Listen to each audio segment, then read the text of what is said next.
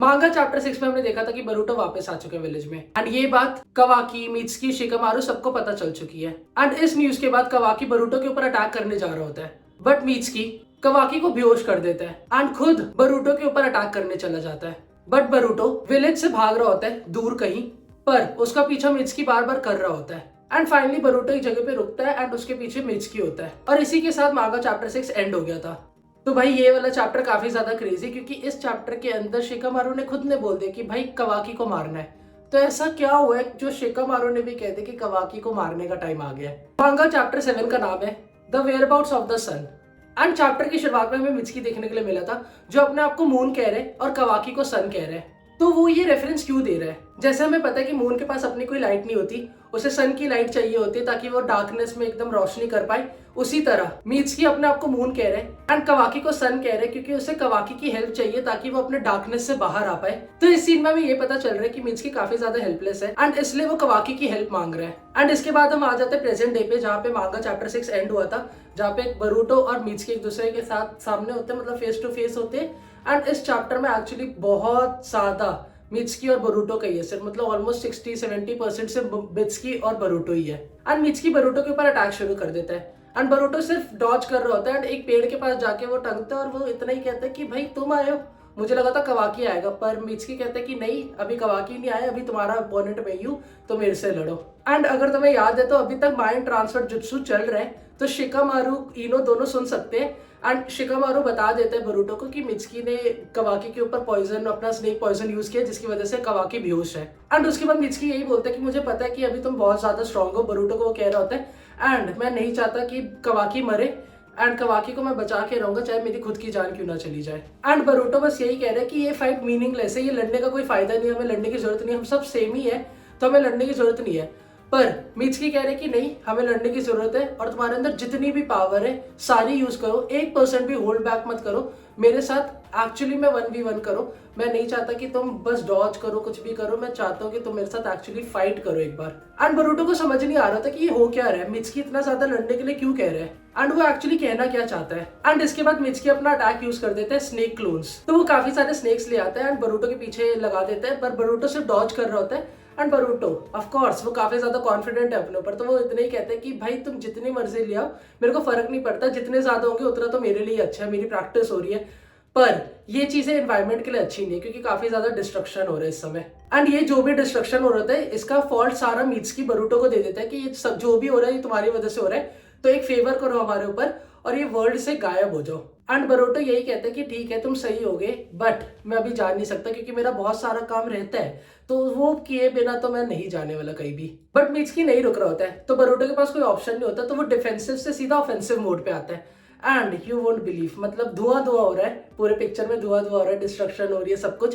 And all of a sudden Boruto की sword मित्सुकी के गले के पास है एंड उसके बाद बरूटो मित्सुकी से कहता है कि तुम मुझे मारना चाहते हो तो मार दो, बट तुम मुझे मारना नहीं भी चाहते हो। एंड ये सब सुन के ऑफकोर्स मित्सुकी कंफ्यूज हो जाता है कि भाई बोलना क्या चाहते हो तुम। एंड बरूटो मित्सुकी से कहता है कि तुम अगर शाइन कर पा रहे हो तो वो सब कवाकी की वजह से कर पा रहे हो, अगर कवाकी नहीं होता तो तुम इतना शाइन नहीं कर पाते क्योंकि तुम अपने आप को मून समझते हो और उसको सन समझते हो, तो तुम शाइन नहीं कर पाते। तो यही सब चीजें तुम बिलीव करते हो जिसकी वजह से तुम रुके हुए हो अभी तक।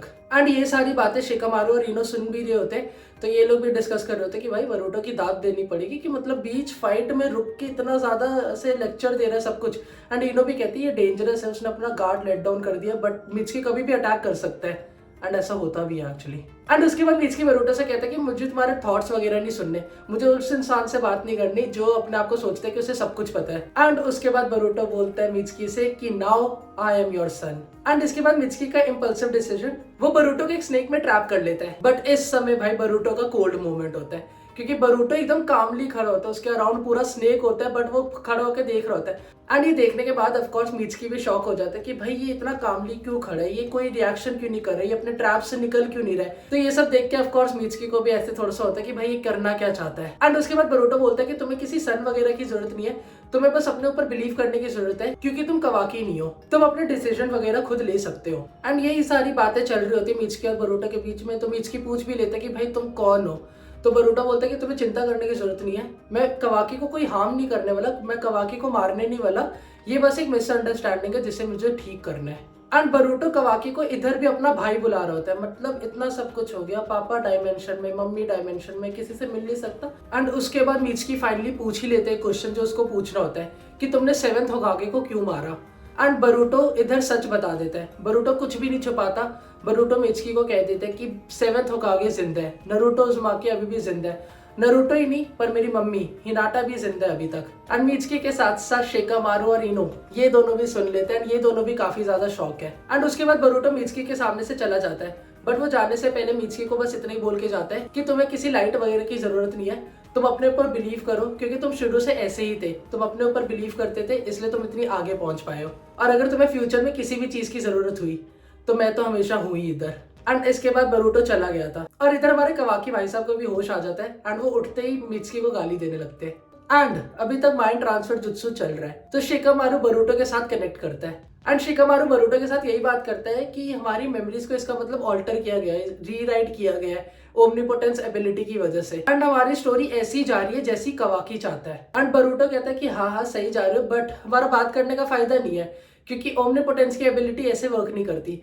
थोड़े टाइम बाद आप वापस भूलने वाले हो क्योंकि हमारी फर्स्ट टाइम नहीं है जो बात हो रही है ओमनीपोटेंस के बारे में, हमारी ऑलरेडी भी पहले बात हो चुकी है। एंड ये सब सुनने के बाद ऑफकोर्स शिकामारू शॉक में है क्योंकि उसे पता ही नहीं है कि बात कब हुई है। एंड उसके बाद बरूटो पूरा समझाता है कि जितना भी याद कर लो थोड़े टाइम बाद जैसे जैसे टाइम बीतता रहेगा धीरे धीरे सब कुछ भूलते रहेंगे, चाहे तुम्हारे सामने जितने भी एविडेंस हो, क्योंकि उसके सामने एविडेंस है, क्योंकि उसके पास फोटो फ्रेम है जिसके अंदर नारुतो, हिनाटा, हिमावारी और बरूटो है।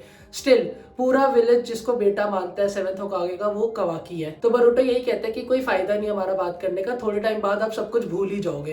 एंड इसी तरीके से ओमनीपोटेंस की एबिलिटी वर्क की जाती है, इसलिए इतना ज्यादा डेंजरस जुत्सु है। उसके बाद शिकामारू पूछता है कि भाई अब हम सारे नॉर्मल कैसे होंगे।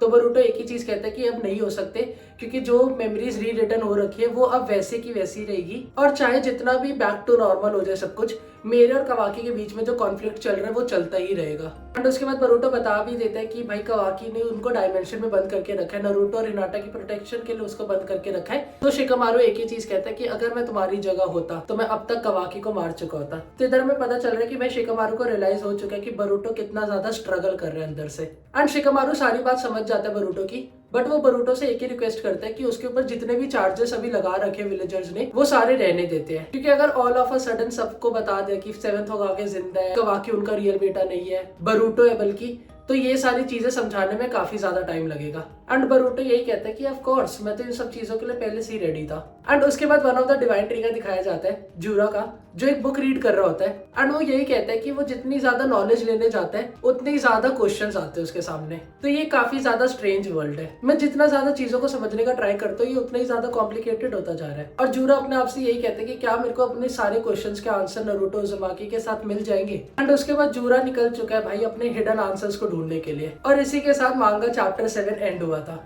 तो अगर तुम्हें वीडियो पसंद आई तो make sure you hit the like button and subscribe to the channel. Until then, see you next time.